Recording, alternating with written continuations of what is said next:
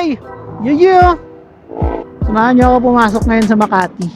So mula dito sa Antipolo papuntang Makati. Anong oras na ba? Alas 11. Alas 9 ang pasok ko pero alas 11 na. Huwag na kayo magtanong kung bakit. So sa trabaho ko kasi pumapasok ako ng isang beses sa isang linggo sa site. 4 na araw sa bahay, 1 araw sa office. Every Wednesday yan. Nagsa-site ako every Wednesday. Abot ba? Abot 10, 9, 8, 7, 6, 5, 4, 3, 2, abot! Sino mga panggabi dyan? Masarap bumiyahe ng gabi, no? Legit. Napakaluwag. Walang traffic. Kunti lang yung kamote. Kayo lang. Tayo lang yung kamote.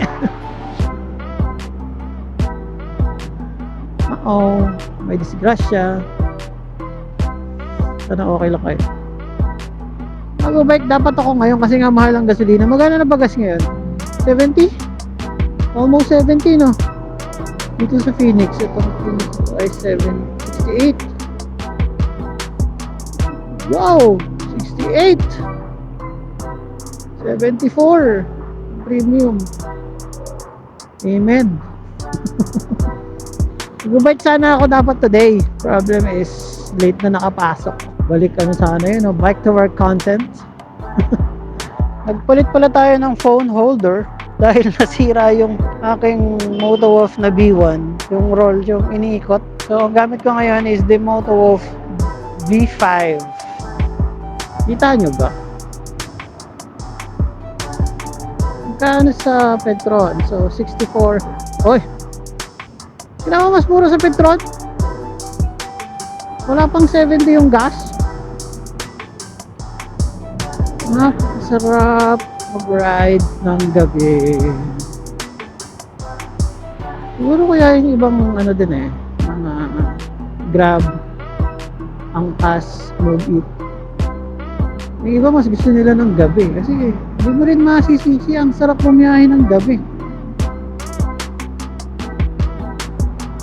May customers din naman, katulad daming mga nasa BPO yan, mga papasok at uuwi.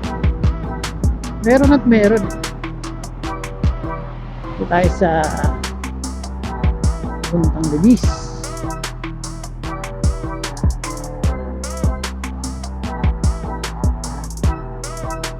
Alright. Gusto natin ang konti. At medyo late na ako. Hindi pala late. Late na pala, no?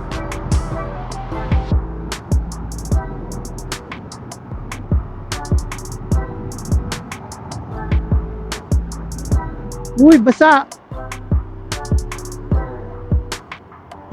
Ayoko ng mga basang daanan. Pili ko kasi lagi akong dudulas. Dito tayo ng EDSA.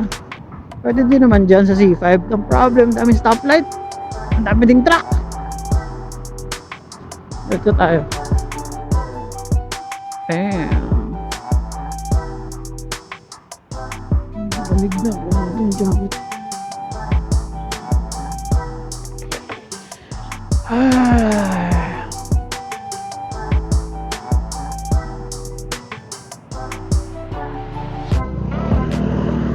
Let's go.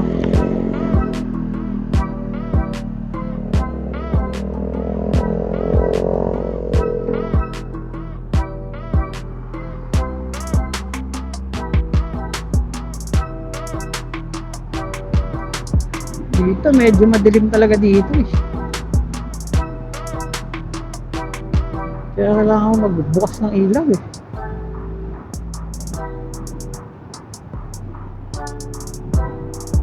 laki na butas. Butas na buktaan ito. Skupa! Namimiss ko ng bumiyahe ng lalamog Baya kaya ako mamaya bago umuwi. Alright, dito tayo sa EDSA.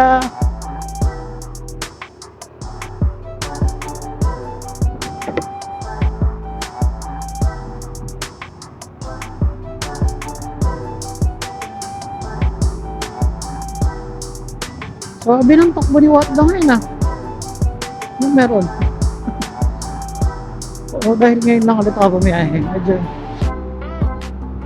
ewan ko, iba yung takbo niya ngayon. Ganitong oras, ang sarap bumiyahe ng EDSA. Napakaluwag. Anong kanta yun? Smooth, smooth. Anong kanta yun? Asahan mong sobrang smooth ng move, ang good ng mood. Gumalagi lang sa studio good. Di ako cook pero busog kapag nag-serve ng food. Yung rap ko ang sarap, yung rap nyo ang sarap. Immune, kaya magmano ka. Traffic my traffic. 11:30 na. Ano yun? May insenso.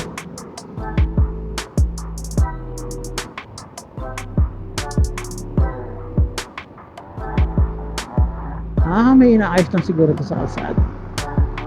Okay, back sa maluwag na kalsada.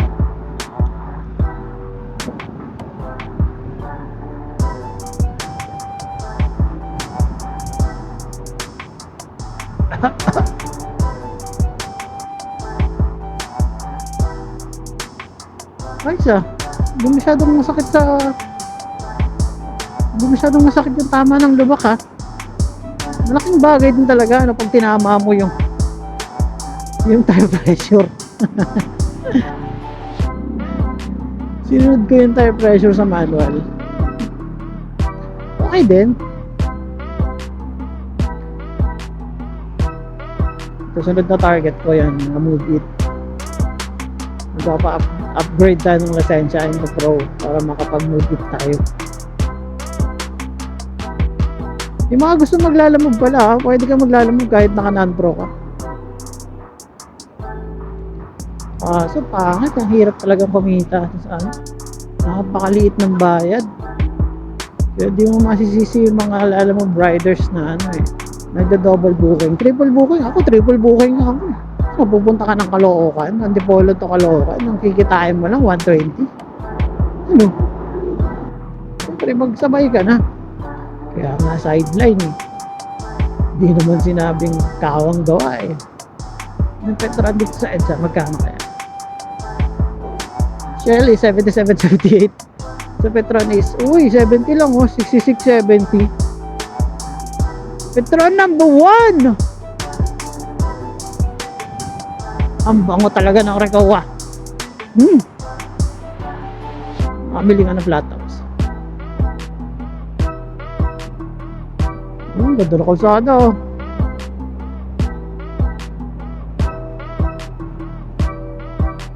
Sabi nila bike lane daw itong nasa kabila. Idadagdag sila ng protected bike lane. Tama kaya?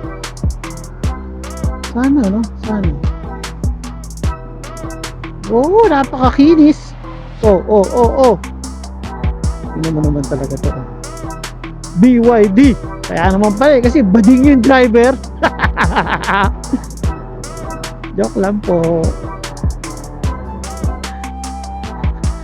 Palikunan saka nag-signal eh, no?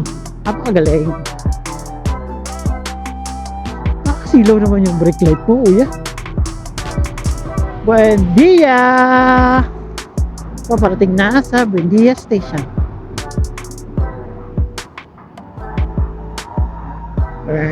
Vroom! Di nila alam, kinarayan ako sila, oh. Vroom! Tinagos oh, isang Bergman, tinagos ng Bergman, boom! Tapos yung PCX may angkas, tinagos ng walang angkas, boom!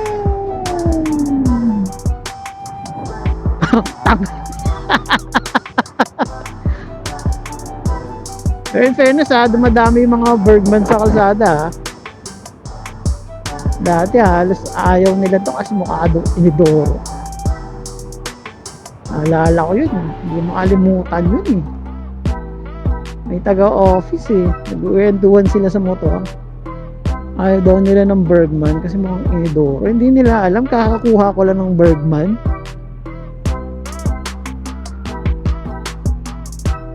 Nakikinig lang ako, sama ng loob ko. Tapos nakita ko yung motor nila, durog-durog na Mio. Tsaka durog-durog na NMAX. Ayun ako. Pasko pa rin po dito sa Buendia. Uy, sakto, go yung kaliwa. Let's go.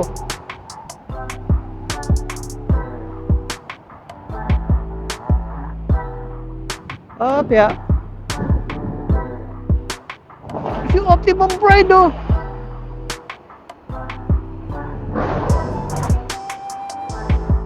Ito pala yung building namin, guys. Ayan, oh. Concentrix. Ako po ay nagtatrabaho sa Concentrix. At sana po'y malaman ng lahat na hindi lahat ng nasa call center or BPO ay ahente or nagtitake ng calls. Halimbawa po ako, hindi po ako nagtitake ng calls dahil hindi ako magaling mag-English. Magaling ba mag-English sa akin mga ahente? Tapos dito tayo. Passing.